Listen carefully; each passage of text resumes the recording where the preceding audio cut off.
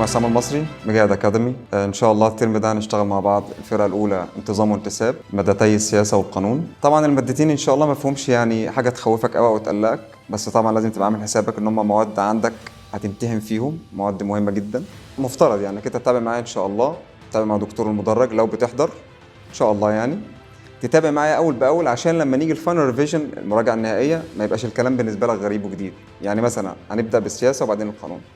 يعني مثلا في السياسة هكلمك هقول لك إن السياسة دي عبارة عن شقين أو حاجتين، هو علم أكاديمي ووظيفة تمارس. علم أكاديمي في ناس بتاخد فيه PhD اللي هي الدكتوراه، تاخد ماستر ديجري عشان خاطر بعد كده يدرسها في الجامعة أو إن هو يبقى موجود في مركز بحثي كبير أو صغير whatever، يعني دي بتبقى وظيفته. ده بالنسبة للإيه؟ علم يدرس. وظيفة تمارس زي الراجل لسه متكلمين عنه الأكاديمي ده، أو وظيفة تمارس كراجل موجود في الجفرمنت أو الحكومة، أو راجل موجود في السلطة التشريعية اللي هي البرلمان مثلا، ده راجل سياسي بيمارس السياسة. طيب يعني إيه هي السياسة أصلا؟ يعني السياسة في تعريفها الصغير البسيط أوي هي عبارة عن إيه؟ هي عبارة عن إدارة شؤون المجتمعات عموما. أنت بتدير شؤون المجتمعات بشكل سياسي، بمعنى إنك أنت تحاول توائم ما بين كل الأطياف السياسية وتقف على مسافة واحدة من كل هذه الأطياف اللي بنسميها الأحزاب السياسية أو الجماعات السياسية أو حتى جماعات المصالح. طبعا المصطلحات اللي انت شايفها كبيرة قوي كده مع بعض ان شاء الله هتبقى سهلة وبسيطة، لان طبعا كل الدكاترة في كل السنين من اول دكتورة درية اكيد سمعتوا عنها، دكتورتنا الكبيرة، لغاية دكتورة هويدا اللي معاك الترم ده، او دكتورة احلام، او حتى دكتور الطيار، لازم المصطلحات الاساسية دي تكون موجودة في اي امتحان، اللي هو ايه هي السياسة، ايه هو الحزب السياسي، ايه علاقته بجماعات المصالح، ايه علاقته بجماعات الضغط، يعني ايه حكومة ديمقراطية ويعني ايه حكومة ديكتاتورية، يعني ايه حكومة اصلا، وايه العلاقة ما بين الحكومة بالبرلمان. انت طبعا خدت، لو انت كنت ادبي اخدت في ثانويه عامه يعني ايه سلطات ثلاث، سلطه تشريعيه وتنفيذيه وقضائيه. فالسلطه التنفيذيه هي الحكومه، والسلطه التشريعيه اللي هي البرلمان، والسلطه القضائيه اللي هي المحاكم بكل انواعها، من اول المحكمه الابتدائيه، محكمه الاستئناف، وفي بعد كده عندي قصادها محاكم القضاء الاداري، وفي اعلى حاجه اللي هي المحكمه الدستوريه العليا اللي هي بتفصل في دستوريات القوانين. طبعا برضو مش عايزك تتخض لان الكلام بالنسبه لك لسه جديد، لكن مع الوقت ان شاء الله هنفصله اكتر ونشرحه اكتر. ده فيما يخص السياسة، وطبعا الموضوع فيه تفصيل لأنه المنهج فيه فصول كتير، وغالبا الدكاترة بيشرحوا إن ما كانش أغلب بيبقى كل الفصول اللي موجودة في الكتاب، لكن إن شاء الله بإذن الله يبقى الموضوع هادي معانا لما نمشي ستيب باي ستيب مع بعض. ده فيما يخص السياسة. فيما يخص القانون عندك دكتورة محترمة جدا، دكتورة ميرفت، هي دكتورة شاطرة جدا متمكنة جدا من أدواتها، بتكلمك في القانون عن شقين، نظرية القانون ونظرية الحق. إيه هي نظرية القانون؟ بكلمك في نظرية القانون، يعني إيه قانون أصلاً؟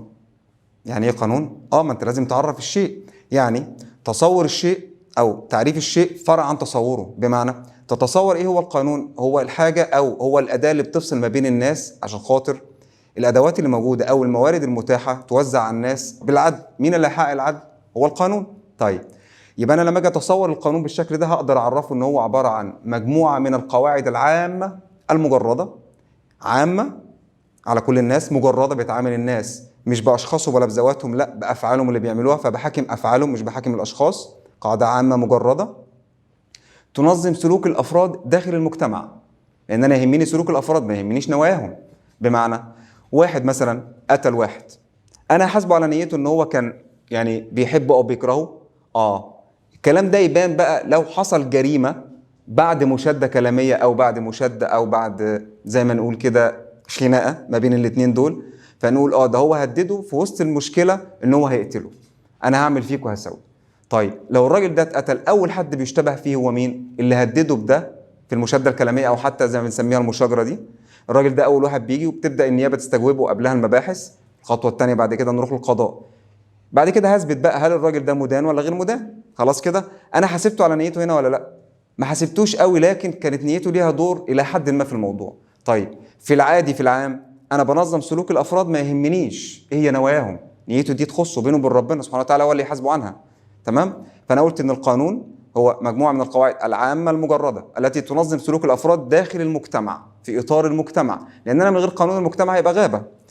ثم اخر خطوه واهم خطوه ان لازم يكون في جزاء، لان من امن العقوبه اساء الادب، من امن العقوبه اساء الادب. فانا لازم الراجل او الانسان اللي يخطئ لازم يعاقب، ويعاقب بالقانون، مش مساله شخصيه، لا القانون هو اللي قال اللي سرق واتمسك او اتقبض عليه وهو بيسرق يتحاكم وياخد حكم كذا، اللي قتل وثبت ان هو قتل ياخد حكم كذا. يبقى لازم يكون في جزاء، والجزاء ده انواع طبعا، في عندي جزاء اداري، جزاء جنائي، وجزاء مدني. هنخش بعد كده، دي نظريه القانون طبعا فيها تفصيل كبير جدا ان شاء الله مع بعض برضو طول الترم. زي ما قلنا في السياسه لازم تتابع ستيب باي ستيب مع الدكتور في المدرج، لو بتحضر ما بتحضرش معانا مفيش اي مشكله خالص، الموضوع هيبقى سلس جدا، بس لازم يكون في تتابع عشان لما نيجي في الفاينل ريفيجن في المراجعه النهائيه يبقى الكلام انت سمعته واستوعبته اكتر من مره. دي نظريه القانون. نظريه الحق بقى جميله جدا ولذيذه جدا وهتعجبك، لانها مرتبطه اكتر بحياتك انت وحياتي، حياه المجتمع عموما. اللي هو يعني ايه هو الحق اصلا؟ تعريف الحق هو استئثار شخص، اي شخص، استئثار يعني ايه؟ يعني تملك شخص لشيء او قيمه، شيء مادي او قيمه حتى لو كانت معنويه. زي مثلا المؤلف هو عنده استئثار او تملك للقيمه المعنويه للمؤلف اللي هو الفه، فهو استئثار بقيمه او شيء خلاص. والقانون بقى بيحمي هذا الاستئثار او هذا التملك بادوات تخول للشخص ده، يعني تخليه او تجعله يتمتع بمميزات هذا الشيء او هذه القيمه. طبعا هو التعريف يعني يبان انه تقيل، لكن تفسيره سهل جدا لما نفهم ان الحق ده لازم يكون ليه اركان، لازم يكون ليه اشخاص، والاشخاص دول بتعامل معاهم بكيفيه معينه اثبت شخصيتهم من اول الميلاد لغايه الوفاه. الوفاه بس لا، في كمان الفقد.